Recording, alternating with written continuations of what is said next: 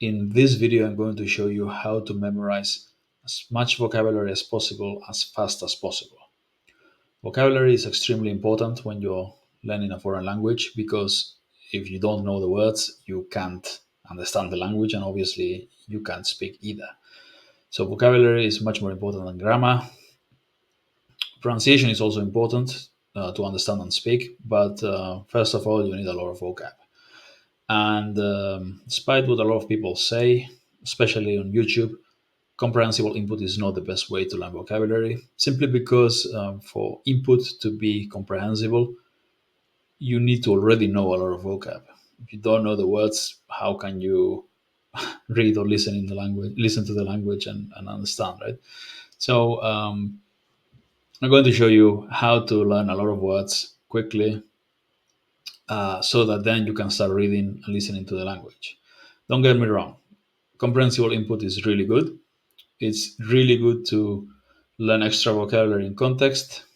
It's also good to review the vocabulary that you've been memorizing, but it's not efficient to learn a lot of vocab quickly simply because after the most common words, this is a 10,000 word list, 10,000 most common words. Um, After the first few hundred words, the most common ones, frequency drops very quickly. And once you get to what number 8,000, well, long before that, but like when you in these numbers, these are not frequent words, and you will not see them very often. You will see them often enough that they will be a problem if you don't understand them. Yeah, if you see this in context and you don't understand it, you won't understand the sentence. But you will not see it often enough to remember it. Yeah. Research says that you need to see words to learn them by seeing them in context. You need to see them in context between 5 and 20 times. So, unless you read insane amounts in the language, you will not learn these words in context. And to read insane amounts in the language, you need a lot of time, and also reading is going to be very slow and very tiring because you don't know the words, right? So I suggest you do a lot of this, a lot of memorization, and start reading and gradually do more and more reading and listening, especially listening if your goal is to speak. But continue memorizing as much vocab as possible.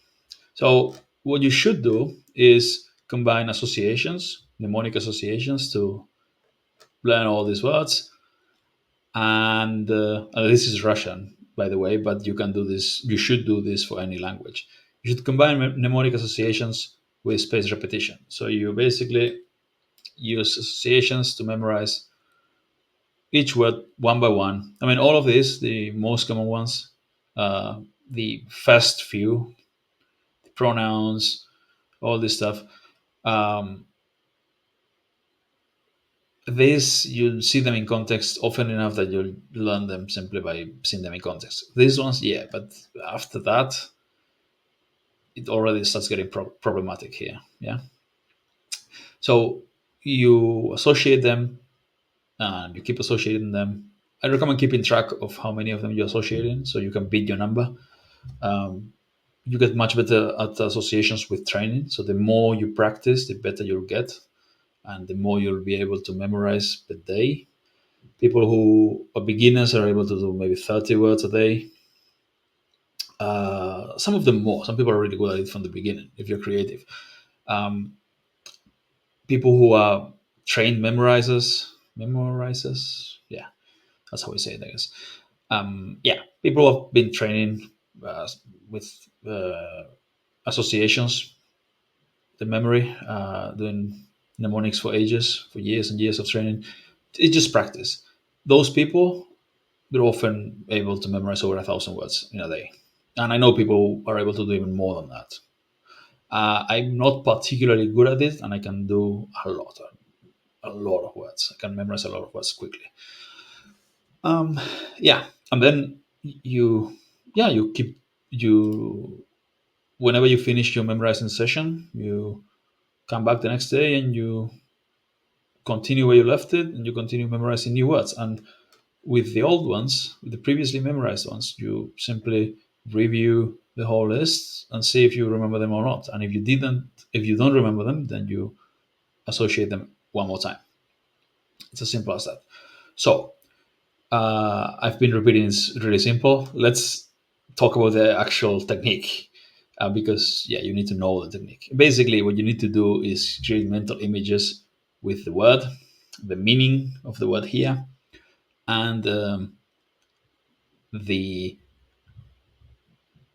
the Russian word or the target language word, right? I guess you don't understand this. I do, but it's pretty easy actually.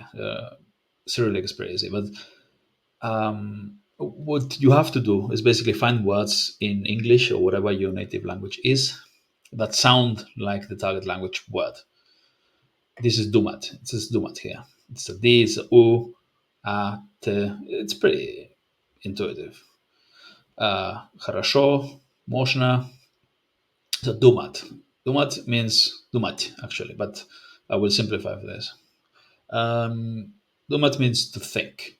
So there's a fly here. Will Actually, it's a mosquito. Yeah, I'll have to. Yeah, I'll kill it after this. Um, I really hope Greta Thunberg's not watching this. Yeah, I won't kill it. I'll just like invite it to leave. Okay. Dumat is to think. So you have to associate this with this. So what can you think that looks like or sounds like Duma? Dumat. The Duma is the parliament in Russia. So you can imagine, you can visualize Putin and all the other his henchmen there in the parliament. They're all like really thoughtful. You can visualize that, or uh, you can change the vowels. So anything like dime, dome, anything like that, and then you associate it with think. You can also break it up in two words, something with a D and then something with a mat, mate, and you associate that with thinking. So like someone who's like one of those Greek statues that people love on Twitter, like the thinking man. And you should make the image as vivid as possible. And like both images should be associated, some sort of story, interaction, something between them, and you should make it as vivid as possible. And if it is weird or shocking, something out of the ordinary, it'll be much easier to remember. The stupider the story, basically, the creepier or the weirder, the more likely you are to remember it. Uh, if you,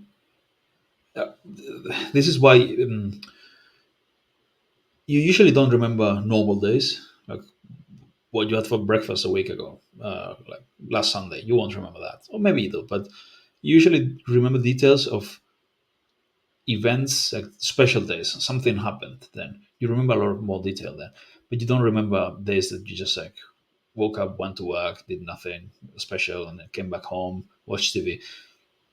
No, but if there's something weird, you're much more likely to remember it. Your brain, we're wired like that. That's why this technique it it exploits that part of your brain. I'm not a neuroscientist, but trust me, it works. Yeah. So visualize something. Sounds like Dumat. Uh, Associate with to think. You can also use names of people, places, uh, products, games, characters, anything that you're into that it's in your life that has meaning for you, that sounds like the words you're learning, use it. Okay. Uh, Хорошо. This is another one. This is well, and this is this kind of thing. So it's one thing to visualize like water. Water's very easy to is easy to visualize. Right? Just visualize water. Вода. So it's like something like almost sounds like vodka. So like you, there's a K missing there. So like a bottle of vodka, but when they go drink it, it's actually water. Or like, or like voodoo as well, or voodoo. How do you pronounce it? The weird thing with the puppets, and you associate that with water. But that's the thing. This is easy to visualize. What's up when it's something more abstract, like well, good. For me, I visualize someone like really goofy doing the thumbs up thing. Uh, for these kind of words, I try to visualize some character of some scene where some character said that in some film or some series or something that's memorable. But it's easy to visualize. I use that. So, well, good. So like the thumbs up thing. And хорошо, you can. So this is how you'd more or less in English. This is how you'd spell it. So yeah, horoscope, something like that. You could visualize it like that, and you make the horoscope, and you make a mental image. And all of this sounds really stupid, but trust me, it works. And you do this with as many words as possible. I do this with hundreds of words, and it can actually be fun if you if you can come up with things that are funny. It can be fun. Ruka is hand. Hand. It almost sounds like the Rock. The Rock. Dwayne Johnson. I often use characters of like TV movies. So yeah, the Rock, hands, arm. I don't know. If you make it gruesome, also like someone cut chopping the Rock's. This is gonna get demonetized now. Okay, it drops hands off. Um, that's you're gonna remember that if you actually visualize it. Yeah. Uh, if you make it like violent and you use characters like TV characters and stuff, it can. I mean, if you find that fun, maybe you're a sadistic psychopath. But it can at least it's memorable, right? But you can make it goofy as well instead of violent. But goofy, weird, violent, or sexual are usually uh, the best way to make it memorable. And nobody sees what you're visualizing or imagining, so who cares? You can come up with the worst things that it doesn't matter. Yeah, if you make it as non-PC as possible, like things that are really wrong, you can visualize them. Nobody's gonna find out. So feel free. This can be fun. In a very PC world, this kind of stuff can be fun to do on your mind. Uh, God, people are gonna think I'm a complete psychopath now. Okay, anyway, this is what you do. You do it with as many of them as possible, and then the next day you review the list, see if you can. Okay, stop it. What was this? Okay, llevó, God, yeah, God, yeah, God. Super easy to visualize. Like you can God. That with yeah, like God holding a calendar or something. The more of this you do, the easier it gets, and also the more languages you know, the more words you know. So if you only know English, you'll struggle a little bit more than I do because I can use this is more difficult for me now because normally I use words in my native language or in Spanish or German or Romanian or whatever. But if you, yeah, even if you only speak one language, if you have some patience and you keep practicing, you get better. And you can also type this in